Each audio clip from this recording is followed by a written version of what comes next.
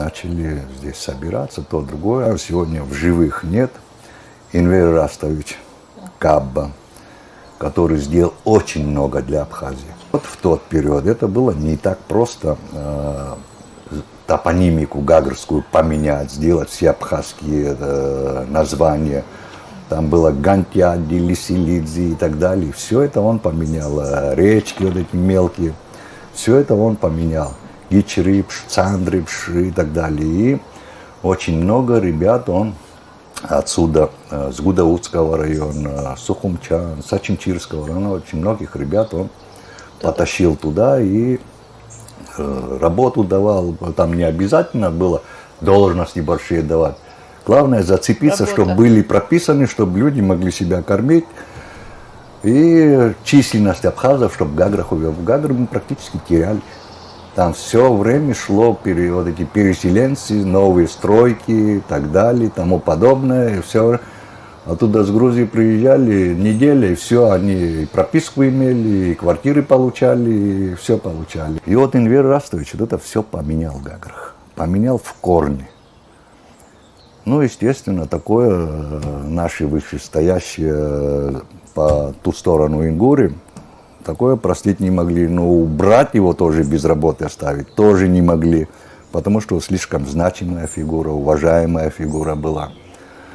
Вот, и они его тащили туда, в Тбилиси.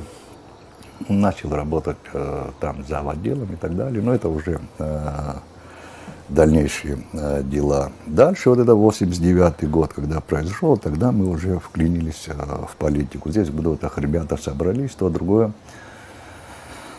Начали думать, гадать, что делать дальше. Может, это столкновение, но завтра что будет, кто знает. Форум тогда большое значение имел, и форум тогда большое влияние, очень много сделал хорошего. То, что мы как-то начали общаться с Северным Кавказом. Я вот сейчас не знаю, чья идея это, Сергея Дбар или Сергея Шамба. По-моему, все-таки это Сергея Шамба идея была. Он один день приехал, а Валера говорит, здесь мы собрались, Дима Арджанба, Паша Арджанба, еще ребята, сейчас, может, кого-то я не вспоминаю. Давайте, говорит, подумаем, хотя бы, говорит, да, у нас сейчас пока ни оружия нет, ни того нет, но хотя бы создадим какие-то группы, которые в случае чего сразу можно было бы поднять и быстро мобилизовать, чтобы мы знали, где есть, допустим, как бы командир, чтобы его быстро можно было найти, чтобы он своих людей собрал, другой своих собрал и да, хотя бы с гладкоствольным оружием, но чтобы могли выйти. Тогда уже Владислав, я сейчас год какой не помню, здесь все вот эти движения уже на серьезном уровне пошли. Владислав стал председателем Верховного Совета тогда. Вот, и вот тогда и первый раз за все время военкомом Абхазии стал абхазец. Кто стал тогда военкомом, говорите? Сергей Платонович, да. Ага. Первый абхазец, который был военкомом. До этого абхаза военкомов я, например, не знаю. Может, были, но я не знаю. Сергей Тбар уже с Сергеем Шамбо приехали один раз сюда, и мы как-то собрались здесь, сели и переговорили. Вот такую же работу они провели в Ткварчели, в Гуле-Рипше, в Сухуми, в Ачимчирах, чтобы вот это движение двинулось. И мы стали общаться, ткварчельцы, ачимчирцы, сухумцы, гудоводцы, стали общаться, иногда организовывать встречи. Здесь начали уже потихоньку деньги собирать.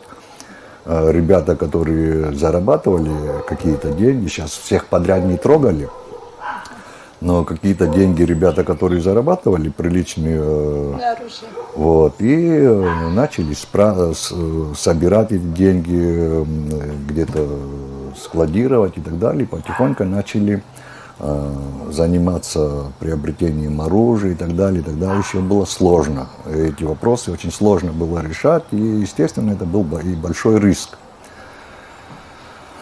Гагринцы собрали тогда деньги, тоже нам привезли, чтобы мы искали. Вот.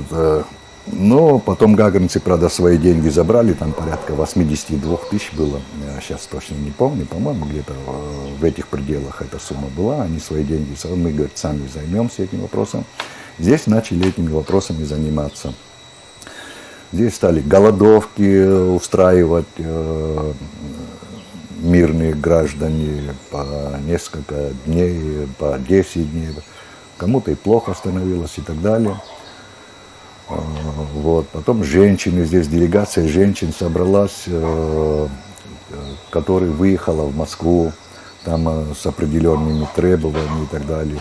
Вот из этих собранных денег мы им тоже какую-то сумму дали. К нам обратилась тогда Юлия Захаровна, она была секретарем райкома.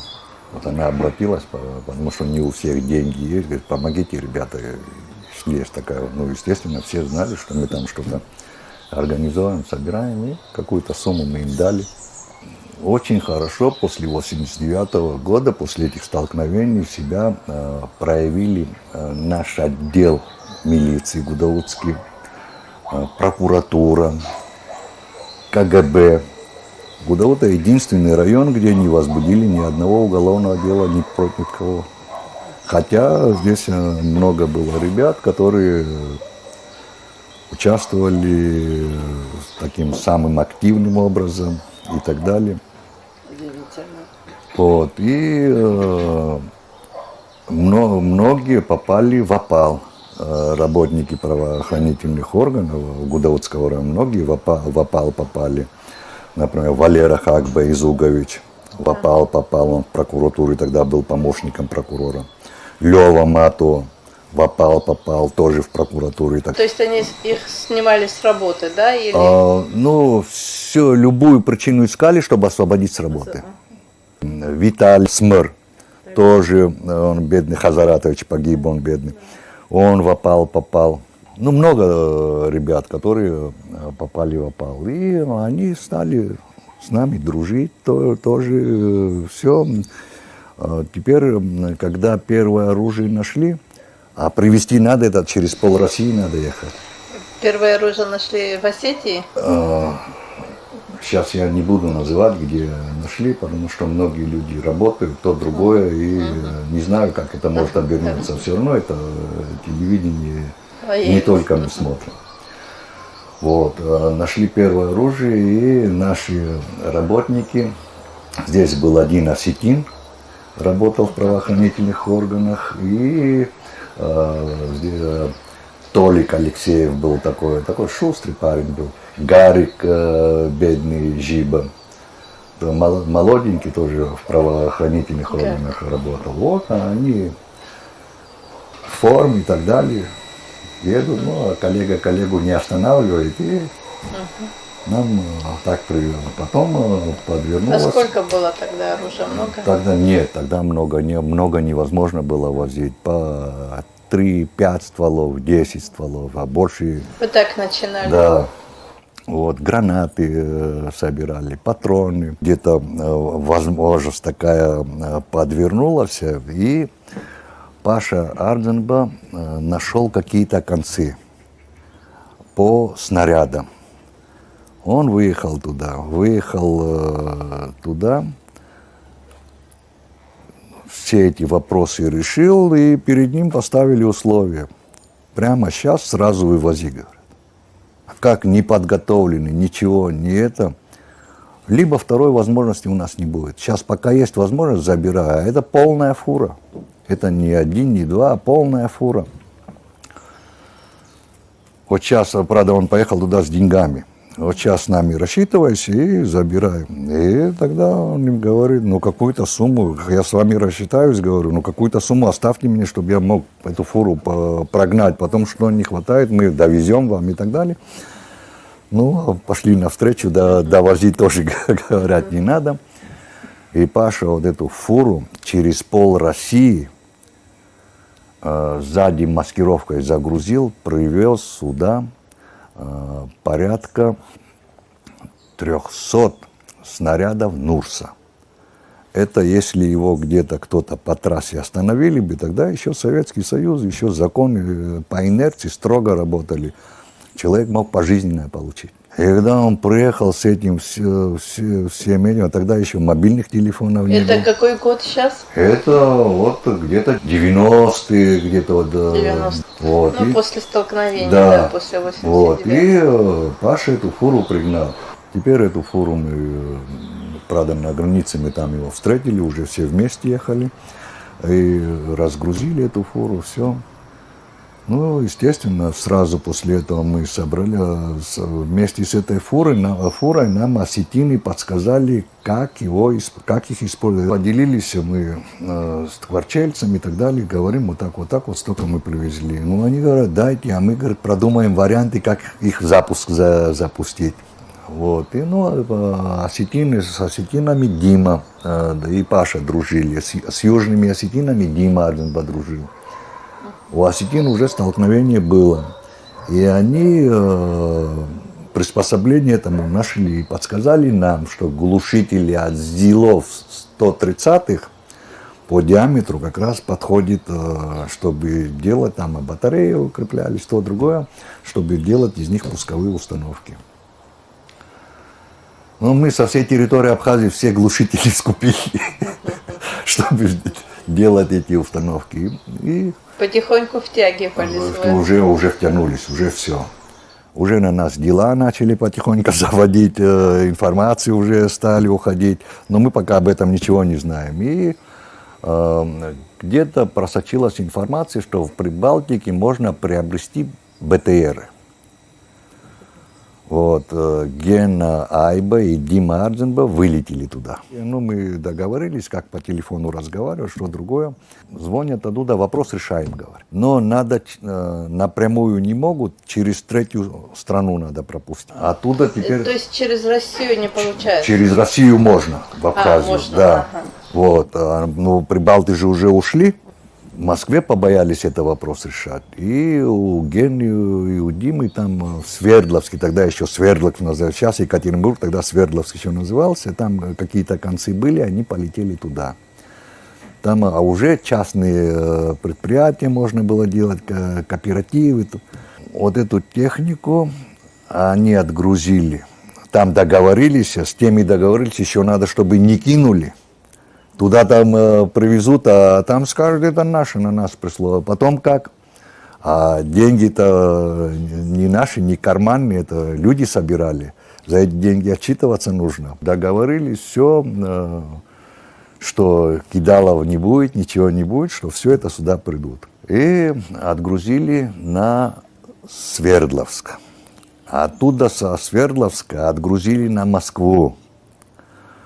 В Москве чеченцы, ребята, уже в Москву мы тоже прилетели. Гена и Дима прилетели в Москву.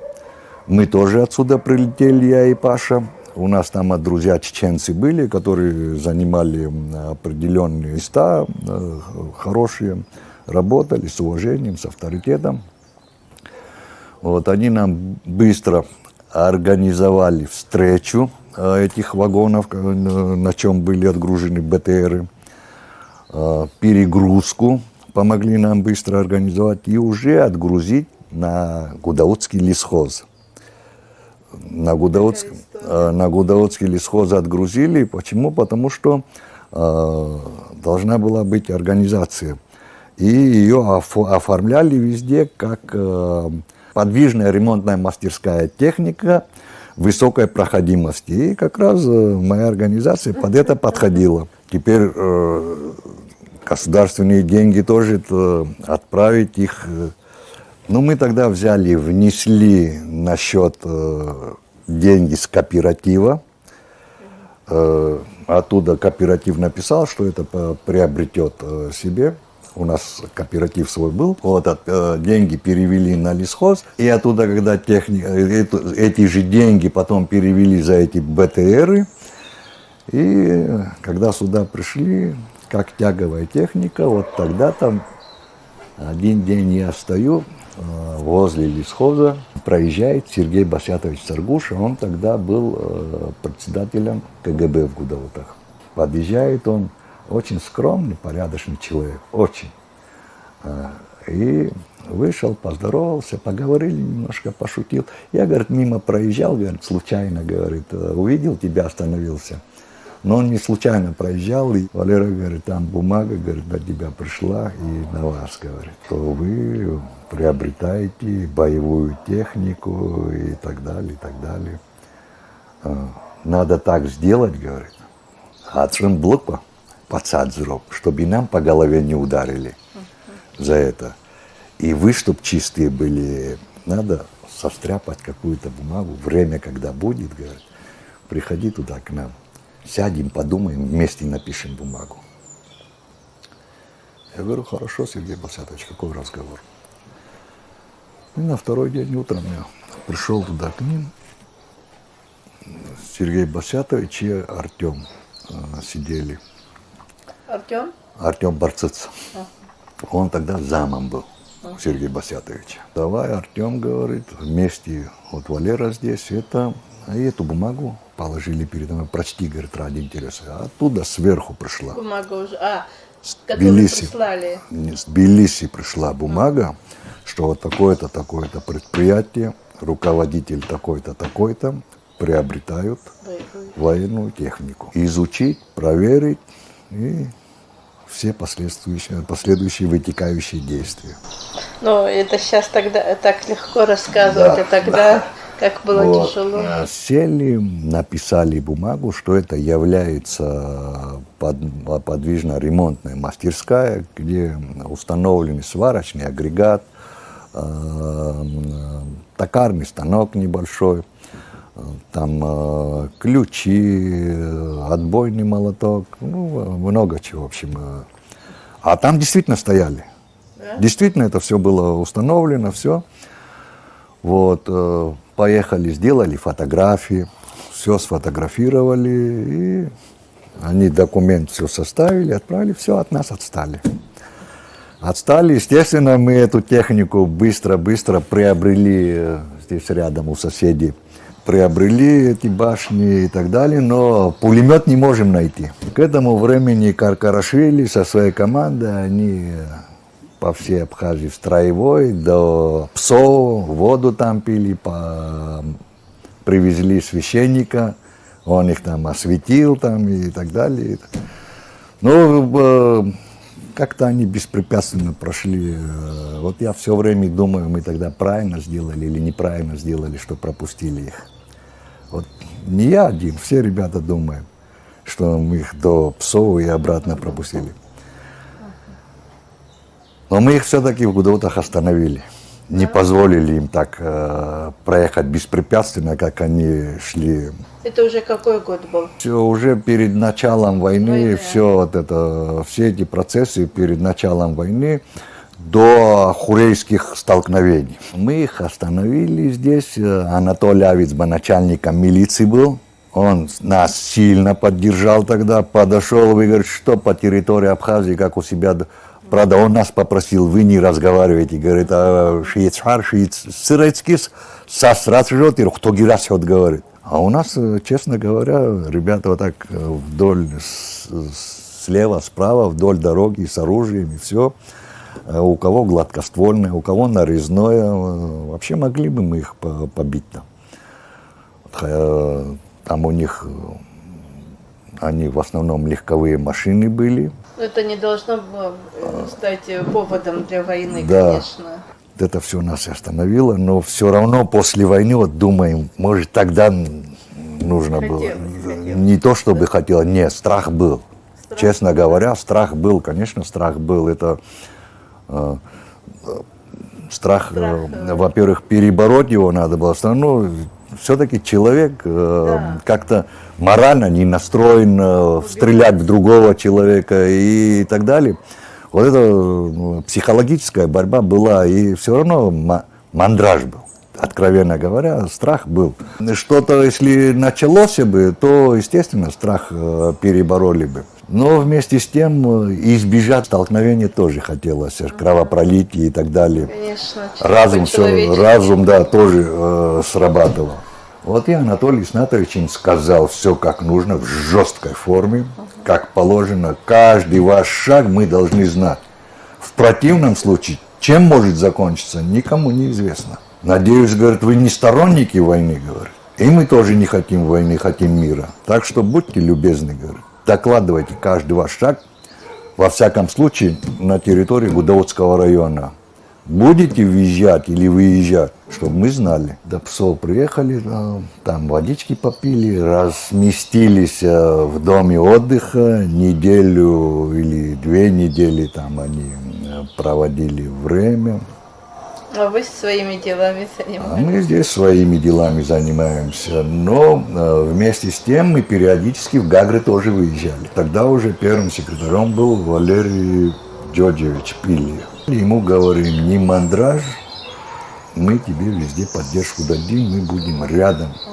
Но он сам по характеру, по натуре такой. В конечном итоге и наши ребята тоже, кое сейчас я поименно всех не помню, что-то сдружились с этими мхедрионевцами, стали к ним ездить, чай попивать, там еще что-то, еще что-то. Вот и даже слух пошел, что там такие хорошие ребята. И какие могут быть хорошие ребята, которые с оружием в руках сюда пришли? И как завтра придут, еще никто ничего не знает. Ну, они потом отсюда выбрались. Без столкновений, без ничего. Дальше уже Али Кайба, Руслан Язычба уже в Гаграх после этого. Случай, когда эти мхедрионевцы сюда воевали. Али Кайба, Руслан Язычба, Виталик Сулава, Заур Ганба. Но в основном там был Алик, в основном. И Виталик Сулава. Они создали там батальон. И посадили там...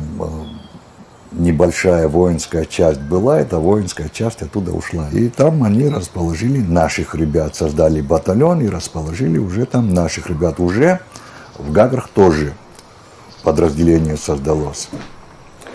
Здесь мы установили уже в Сухуми 8-й полк, уже переименовали как бы полк для того, чтобы это узаконить. Владислав Григорьевич, председатель Верховного Совета, и чтобы эту всю ситуацию узаконить под видом внутренних войск. И вот это российское оружие, что там было, где расположили наш полк, это оружие все оставили. Это уже какое-то подспорье было, которое немаловажно было. И в конечном итоге это сыграло немаловажную роль, когда они двинулись сюда. Вот этот полк создали под руководством Владислава Григорьевича, там Сергей Шамба, все вот ребята, они это без нашего участия создали. Мы, в свою очередь, чтобы укрепить этот полк, вот эти БТРы и так далее. Не рассказал я интересную вещь. Теперь мы БТРы выставили, а пулеметов нету, и мы туда вставили шланги по диаметру пулемета. Шланги выставили, а немножко сдалека не поймешь, там пулемет торчит или шланг-то, а на самом деле это резиновый шланг. С двух сторон так выставили, там шум, гампа, вот БТРы выставили с пулеметами в Гудаутах против нас и так далее. Это резонанс дало. Да. Мы эти БТРы передали, естественно, 8-му полку, не 8-му, а внутренним войскам. Оба БТРа передали туда. Дальше Павел Лещук, Юра Ардзенба, Паша Ардзенба. Здесь хорошо наладили контакты с этими соседями. Тогда уже часть так уже практически уже не сильно. Они, да? Да, уже потихоньку сворачивались. Вот Лещук, я не знаю как, он к ним большое доверие дошел, Павел Лещук. Вот, и они там проводили учения и списывали боеприпасы. И эти патроны передавали Лещуку и Юре Ардзенбауму. И на машине они уже, тогда уже Ломинадзе скинули уже, тогда уже Анкваба сделали министром внутренних дел, Вова Анцуповеди, когда выкинули этого ламинат, Ламинаты. да. Вот, Анкваба посадили министром внутренних дел, и немножко мы уже вольно стали себя чувствовать. Не то чтобы вольно, а комфортно. Все равно как-то закон еще у нас сидели, то другое, пытались все это соблюдать. Паша Адзенба отдельно подружился там кое с кем, и 6 БТРов выкупили там. Не БТРов, Абхазии. да, вот здесь на месте. Не БТРов, а БМП. 6 штук выкупили у них. А 6 БМП это уже тоже Начале да. И это БМПшки мы тоже, но ни одного снаряда не было. Эти БМПшки передали туда, но парочку здесь себе оставили. Наступил, все вот это движение, все дело велось, делалось. Конечно, Владислав Григорьевич, это сам Бог нам его послал. Его выдержки, его умению говорить. Я помню, на сессии Верховного Совета СССР, тогда он депутатом был, подготовил доклад. И там практически депутатов-то человек 6-7 было от Абхазии тогда. Вот. Он свой доклад показал Тарасу Шамба. Тарас тоже был депутатом Верховного Совета СССР. Другим он не показал, с Тарасом он делился, то другое. Тарас говорит: Владислав, опасно, говорит, с таким докладом выступать. Говорит. Как это обернется, кто, говорит, знает, говорит. Против тебя, в смысле, за него переживал.